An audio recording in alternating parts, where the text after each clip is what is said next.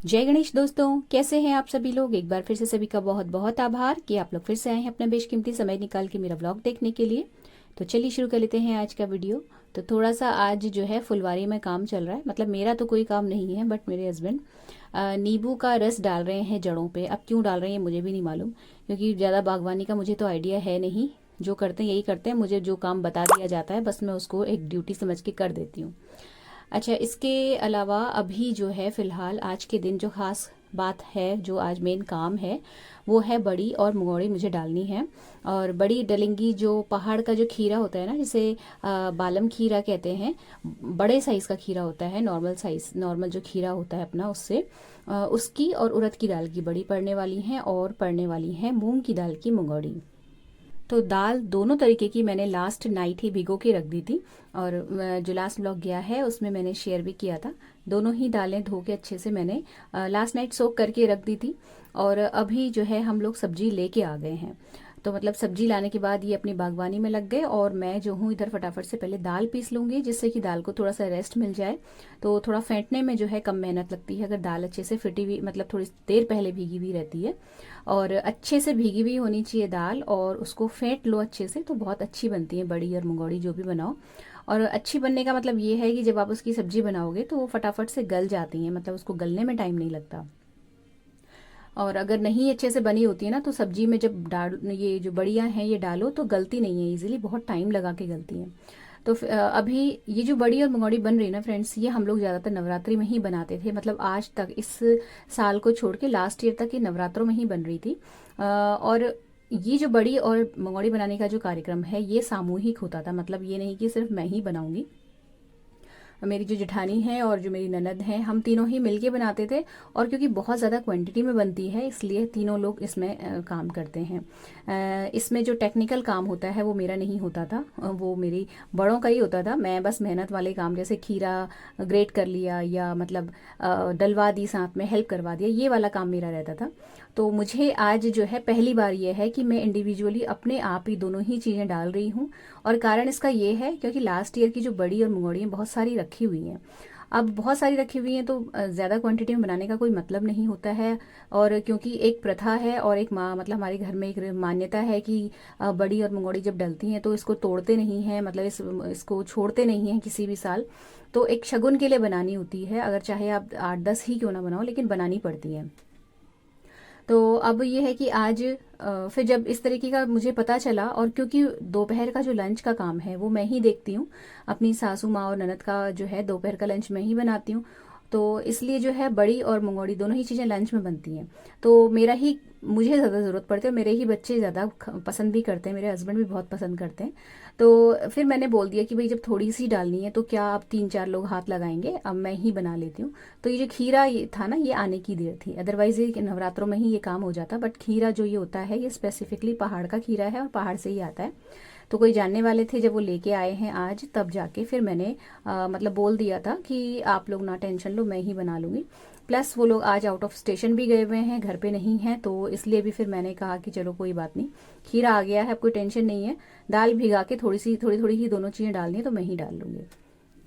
तो दाल दोनों ही जो थी वो पीस के मैंने रख ली है ढक के। और चाय बन रही है, ये ऑफिस की चाय का सामान है, जिसमें लेमन ग्रास है, दालचीनी गई हुई है, नींबू है, और ये अपना अदरक वगैरह, मतलब 4-5 दिन में एक बार चला जाता है ये।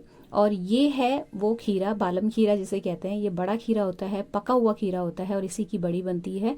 इसकी बड़ी इसलिए बनाते हैं पहाड़ साइड में, क्योंकि इसकी बनी हुई बड़ी जो है वो खराब नहीं होती है, और बहुत लंबा चलती हैं। बीच बीच में धूप दिखा दी तो दिखा दी, अदरवाइज़ ख़राब ये बिल्कुल भी नहीं होती हैं, इसलिए इसका जो है बनता है बड़ी वाला जो हमारा रेसिपी है वो। अब जो है ये प्लेट्स वगैरह जितनी भी थी, मैंने जैसा कि आपको बताया, ये मैंने लास्ट नाइट को ही वॉश करके और ड्राई करके रख दी थी। तो अब जो है मैं घी की मैं एक कोटिंग लगाऊंगी, देसी घी की कोटिंग कर रही हूँ, और इसमें मैं बढ़िया डालूंगी। तो जो खीरा था वो ग्रेट करने का काम मेरे हस्बैंड ने कर दिया, दाल मैंने पीस ली। और ये जो जो बर्तन है ना, ये जो परातें और ये जो थालियाँ आपको दिख रही हैं, ये सब मेरी नहीं है, ये मैं ऊपर से लेके आई हूँ, क्योंकि जैसा कि मैंने बताया ये सामूहिक होता है ये वाला काम। तो इस तरीके के जितने भी बड़े बर्तन होते हैं या कुछ इस तरीके की चीज़ें होती हैं, वो ज़्यादातर ऊपर ही रखी रहती हैं, और वो मैं ऊपर से ले आई थी रात को।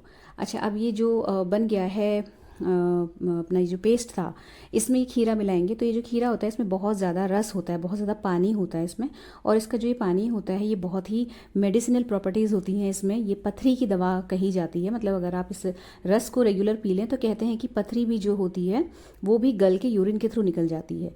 तो ये जो इसका जो रस निकल रहा है ये तो मैं खैर पी लूँगी, और ये जो खीरा है इसको निचोड़ने के बाद फिर मैं डाल दूँगी दाल में।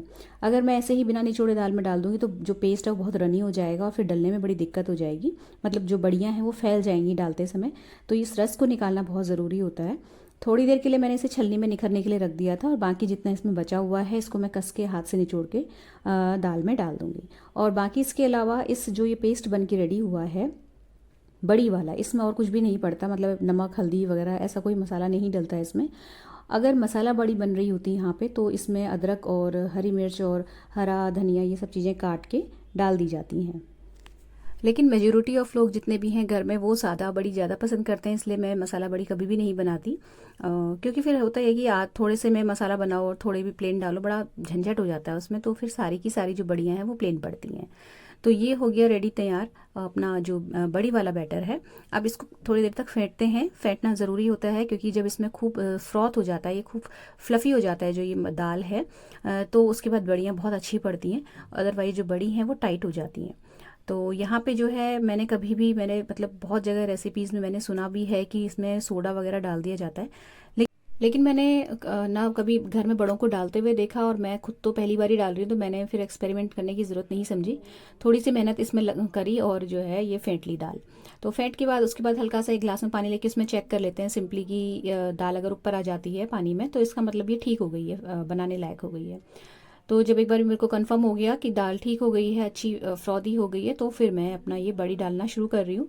तो ये जो प्लेट आप देख रहे हो ना, ये ढक्कन है एक बहुत बड़े एल्यूमिनियम के भगोने का, और ये ढक्कन भी एल्यूमिनियम का ही है। तो एल्यूमिनियम की किसी भी शीट पे अगर आप डालो ना इस तरीके की चीज़ें तो बहुत जल्दी सूखती हैं, क्योंकि ये बहुत जल्दी जो है हीट को कैप्चर करता है, तो बहुत तेज़ गर्म हो जाता है धूप में।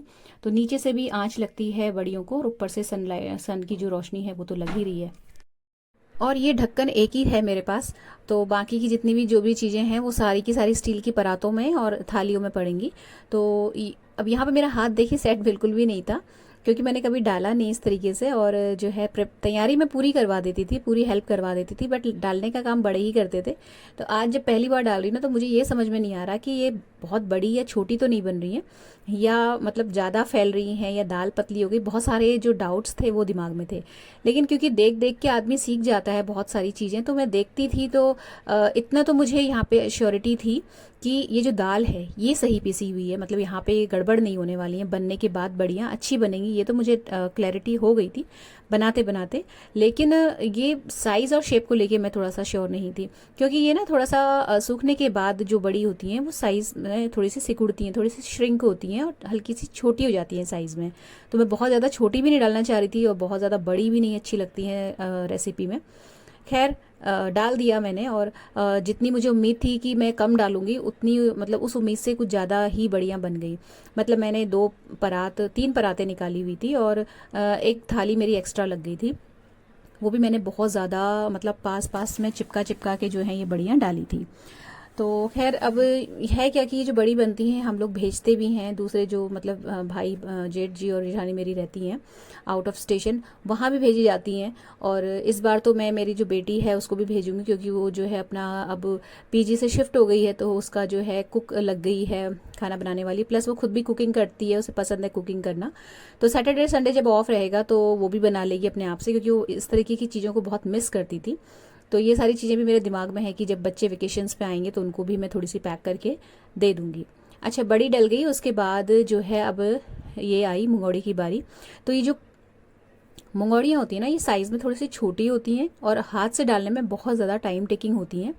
तो वैसे ट्रेडिशनली जो है मुंगौड़ियाँ हाथ से ही डलती हैं, हाथ से ही तोड़ा जाता है, और जो मुंगौड़ी डालते हैं उनकी स्पीड इतनी अच्छी हो जाती है कि वो एक बारी में ही बहुत सारी दाल हाथ में ले लेते हैं और धीरे धीरे धीरे करके टपकाते रहते हैं। तो उनका जो मुंगौड़ी का साइज़ है ना वो बिल्कुल परफेक्ट आता है। लेकिन अपना हाथ इतना सेट नहीं है, और ये जो तरीका है कोन बना के डालने का, ये जो इन्वेंशन है ये मेरी जेठानी जी ने किया था, और जब उन्होंने वो डालती थी तो मैं उन्हें देखती थी तो मतलब बहुत अच्छी इससे बड़ी पड़ जाती हैं, सॉरी मंगोड़ी, और जल्दी भी पड़ जाती हैं। और मतलब आप क्योंकि हम लोग का हाथ नहीं सेट है तो हम क्या करेंगे, बार बार दाल लेने के लिए हाथ जो है भगोने में डालेंगे, फिर एक बड़ी डालेंगे, सॉरी मंगोड़ी, फिर डाल लेंगे, फिर मंगोड़ी डालेंगे। इस तरीके से बहुत ज़्यादा टाइम लग जाता था। तो उन्होंने ये तरीका ईजाद किया और ये तरीका कारगर रहा, मतलब काम कर गया। तो मैं जो हूँ पहली बार इस तरीके से कोन बना के डाल रही हूँ, मतलब मैं तो डाल ही पहली बार रही हूँ खैर। तो अब यहाँ पे जब मैं कोन से डाल रही थी, क्योंकि दाल जो है बहुत गाढ़ी नहीं होनी चाहिए बड़ी या मंगोड़ी की, फिर जो ये मंगोड़ी और बड़ियाँ ये टाइट हो जाती हैं। तो थोड़ी सी रनी सी थी दाल। तो जब मैंने डाली तो बहुत ज़्यादा गड़बड़ हुई मुझसे, टेढ़ी मेढ़ी पड़ रही थी और थोड़ी सी फैल भी जा रही थी, समझ में नहीं आया क्या करूं। फिर थोड़ा सा मैंने एक दो बार हाथ से डालने का कोशिश किया तो दाल ज़्यादा थी, और मैं अगर ऐसे एक एक करके एक मंगोड़ी डालती तो मैं बहुत थक भी जाती और बहुत देर भी लग जाती। प्लस धूप आज बहुत अच्छी तेज़ निकली है, तो जल्दी से जल्दी जितनी जल्दी डल जाए बड़ी और मंगोड़ी धूप में उतना अच्छा है, क्योंकि पहले दिन अच्छी तेज़ धूप लग जाती है ना तो इनका कलर सफ़ेद रहता है, नहीं तो इनकी जो है कलर वो काला होने लगता है। तो हाथ से डालने पे तो मुझे समझ में आ गया कि बहुत ज़्यादा टाइम लग जाएगा। फिर मैंने कोन से ही कोशिश करी डालने की, तो खैर एक लाइन थोड़ी बहुत डालते मेरे को अंदाज़ आ गया कि कैसे क्या करना है। तो ये जो बीच में गड़बड़ हो गई थी इनको पहले मैंने हटा दिया और फिर से ट्राई किया डालना। तो अब जो है थोड़ी थोड़ी ठीक पड़ रही है। अच्छा, ये जो शेप लग रहा है ना अभी की कोई छोटी कोई बड़ी, ये जब सूख जाती हैं तो सारी एक सी ही हो जाती हैं ऑलमोस्ट। बहुत ज़्यादा अगर आप डालने वाले हो तो इनकी शेप और साइज़ पे मत जाइएगा, कोन से ही डालिएगा, बहुत जल्दी कोन से पड़ जाती हैं फटाफट से, और एक सी मतलब सूखने के बाद सब एक सी हो जाती हैं। और सारी परातों में जिसमें भी मैं डाल रही हूँ सब में मैंने बैक साइड में देसी घी को मेल्ट करके अच्छे से चुपड़ लिया है, जिससे कि जब ये छूटें सूखने के बाद तो ईजिली छूट जाएँ, मतलब चूरा ना हो। और अगर नहीं लगाऊंगी इसमें ऑयल वगैरह या कुछ इस तरीके की ग्रीजिंग नहीं करूंगी परात की, तो छुटाते समय फिर जो बड़ी और मंगोड़ियाँ चिपक जाती हैं और निकालने में टूटती हैं। तो खैर ये तो आइडिया देखिए मेरे को शुरू से है, सारी चीज़ें पता सब हैं, लेकिन कभी अपने हाथ से नहीं डाला था, बस इस चीज़ का मेरे को थोड़ा सा नर्वसनेस था। तो ये भी डल गई फिलहाल। तो एक जब परात मैंने डाल ली और मुझे श्योरिटी हो गई कि हाँ ये जो सही पड़ रही है मुझसे, तो फिर मैंने जो बड़ी वाली थाली थी वो तो मैं पहले ही धूप में रखाई थी, जो डाल ली थी। और जो मंगोड़ी है ये वाली मैंने यहीं पर डाली, और दूसरी वाली जो परात है फिर उसको लेके मैं धूप में ही चली गई, जिससे कि फटाफट से धूप भी लगती रहे और सूखती रहे बढ़िया। और आज जो है दुकान की मुझे छुट्टी करनी पड़ेगी। कारण ये है कि जो है एक तो बंदरों की बड़ी वो है हमारे साइड में, बहुत ज़्यादा मतलब हाहाकार मचा रखा है बंदरों ने। तो ये जो बड़ी मंगोड़ी किसी कीमत पे मैं छोड़ के नहीं जा सकती। प्लस घर में सिर्फ सासू माँ हैं, तो वो जो है मतलब नहीं देख पाएंगी इतने अलर्ट होके, इतनी अटेंटिवली हर जगह नज़र दौड़ाना, और बंदर आ भी गए तो फिर वो कुछ कर तो पाएंगी नहीं। तो फिर जो है मैंने ऑफिस स्किप किया और अब मैं आज घर में ही रहूँगी, यहीं की रखवाली करूँगी। कल से जो है जब आ जाएंगे मेरे जिठानी लोग तब मैं जो है उनके हवाले कर दूंगी, फिर वो धूप वूप दिखाते रहते हैं, यहाँ मेरा काम मतलब ख़त्म हो जाएगा। तो ये पड़ गई थी और उम्मीद से कुछ ज़्यादा ही पड़ गई, मतलब इतनी मैंने सोची नहीं थी इतनी सारी बड़ी मंगोड़ी बनाने का, लेकिन ये पड़ गई। तो कोई बात नहीं, अब पड़ गई हैं तो ज़्यादा बना के ज़्यादा खा लेंगे। तो जो है अभी मैं आ गई हूँ अंदर। अच्छा, आज ब्रेकफास्ट लंच की छुट्टी इसलिए हो रखी है क्योंकि एकादशी थी आज के दिन, और मैं जो हूँ एकादशी का हम दोनों ही हस्बैंड वाइफ ने व्रत उठा लिया है। मतलब हम लोग पहले थर्सडे का रखते थे, हस्बैंड नहीं मैं रखती थी थर्सडे का, लेकिन थर्सडे का फिर मैंने उद्यापन कर दिया और हमने एकादशी का जो है उठा लिया है। ऑफिशियली अभी अनाउंस नहीं किया है, इसलिए नहीं किया है क्योंकि देखिए मैं तो कर लूँगी बट मेरे हस्बैंड का मुझे श्योरिटी नहीं रहती कि वो कितना रख पाएंगे या नहीं रख पाएंगे। तो बस एक प्रैक्टिस समझ लीजिए आप चल रही है, और एक तरीके से आप कह सकते हो कि थोड़ा सा बॉडी डिटॉक्स के लिए भी हम लोग व्रत रखने का सोच ही रहे थे बहुत टाइम से, तो एकादशी का दिन चुन लिया है। अगर इसको कंटिन्यू कर पाए, क्योंकि मुझे व्रत रखने में थोड़ी सी दिक्कत होती है, तो मैं इसको एक एज अ व्रत नहीं ले रही हूँ, इसको मैं एक तरीके से फास्टिंग, इंटरमिटेंट फास्टिंग कह सकते हो आप, इस तरीके से कुछ भी बोल लो, बट मैं इसको धर्म से जोड़ के या आस्था से जोड़ के अभी फिलहाल मैंने नहीं रखा है। कंटिन्यू कर पाऊंगी तो फिर मैं रख लूँगी, नहीं कर पाई तो फिर छोड़ दूंगी, क्योंकि मुझे व्रत करने में थोड़ी सी दिक्कत होती है और इसी वजह से मैंने थर्सडे का जो है उद्यापन कर दिया था। शाम हो गई है, यहीं पर बैठी थी मैं ड्राइंग रूम में, यहीं पे मैं कपड़े लेके आई, यहीं तहाए, और जो है मतलब मदर इन लॉ का भी यहीं पे मैंने बैठे बैठे ही फटाफट से रोटी उनकी भी सेक दी, क्योंकि वो भी चावल नहीं खाती एकादशी के दिन। और सब्जी जो है लास्ट डे की रखी हुई थी, तो उन्होंने बोला कि अब तुम मेरे लिए क्या ही बनाओगे। तो बाहर की रखवाली करते करते मैंने सारे काम निपटाए, शाम को उठा ली थी बढ़िया, और जो है फिर उसके बाद थोड़ी निश्चिंती हो गई थी, तो फिर मैं थोड़ी देर के लिए सो गई, थोड़ा रेस्ट करा। अब आ गई है शाम की बारी। तो ये जो आंवले हैं, अब आंवले आने लगे हैं बहुत अच्छे, बहुत ही फ्रेश, और अब तो मतलब इनकी प्राइस भी बहुत कम हो गया है, बहुत महंगे मिल रहे थे नहीं तो ये जो आंवला है ना, इसकी एक रेसिपी मैं बना रही हूँ। ये इंस्टेंट अचार की रेसिपी है। तो इसके लिए जो है आंवला मैंने थोड़ा सा पानी डाल के पहले बॉईल कर लिया है, और उसके बाद जो है इसको इतना बॉईल करना है कि इसकी जो कलियां हैं वो अलग अलग हो जाएं। ये काम प्रेशर कुकर में जल्दी हो जाता है, लेकिन प्रेशर कुकर में आंवले कई बार ज़्यादा गल जाते हैं और फूट जाते हैं। तो ये जो शेप बनी रहती है ना इसकी कलियों की, वो इंटैक्ट नहीं रहती है। और ये मतलब जब इसका अचार डालो, मसाले वसाले डाल के हिलाओ ना, तो ये टूटने लगता है। इसलिए मैं कभी भी प्रेशर कुकर में नहीं बॉईल करती। इस तरीके से देखिए ये कलियाँ अलग सी हो जाती हैं, इतना हमें बॉईल करना है।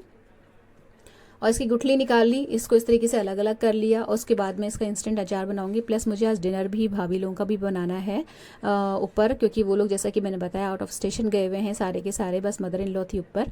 और तो मतलब सभी का डिनर देखना है, तो उस हिसाब से भी तैयारी कर रही हूँ मैं।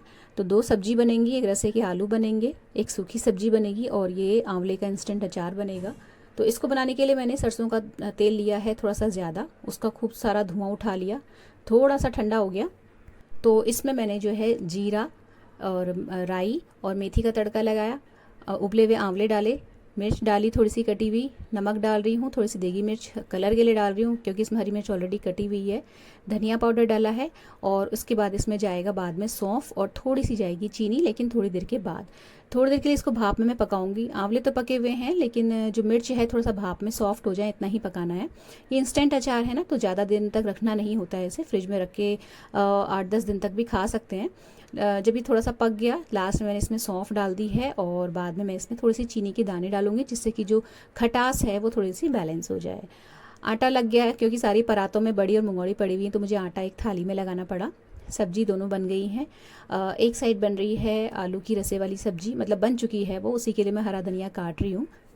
और सूखी सब्जी मैंने बनाई है शिमला मिर्च और आलू की। प्याज किसी में भी नहीं डाला है, क्योंकि एकादशी है, वैसे भी नहीं खाएंगे, और वैसे भी हम लोग एकादशी के दिन चावल और प्याज जो है, हमारे घर में बड़े तो पहले से ही परहेज करते थे, तो मतलब वैसे भी नहीं खाते थे, और मैं तो अब नहीं ही खाऊंगी अगर व्रत के हिसाब से चलूँगी तो यहाँ पे जो है हरा धनिया सब्जी में काट दिया, और थोड़ा सा मैंने कटोरी में अलग करके रख दूँगी, क्योंकि सबको ऊपर से डला हुआ हरा धनिया हमारे घर में बहुत पसंद है।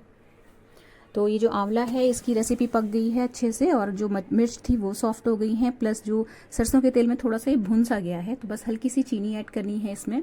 इसको मिलाएंगे, ठंडा करके इसको फ्रिज में स्टोर कर लेंगे। तो ये सारी चीज़ें आप 2 जगह डिवाइड की जाएंगी, थोड़ा ऊपर जाएगा थोड़ा नीचे रहेगा, इस तरीके से। आटा तो लगा ही लिया था, इसके बाद जो है ये आंवला मैंने खाली करा, और जो है रोटियां सेक ली। तो देखिए इस तरीके का कुछ ही रेसिपी बनती है, और बहुत अच्छा लगता है, अचार का काम बहुत बढ़िया करता है ये। तो इसके बाद फ्रेंड्स फिर मैंने जो है ऊपर का डिनर अच्छे से सर्व करके परोस के मैं ऊपर रखा ही रोटी वगैरह सेक के, और यहाँ पर ये व्लॉग ख़त्म होता है। अगर अच्छा लगा हो तो प्लीज़ वीडियो को लाइक शेयर ज़रूर कीजिएगा, चैनल सब्सक्राइब करके बेल आइकन प्रेस कर लीजिएगा।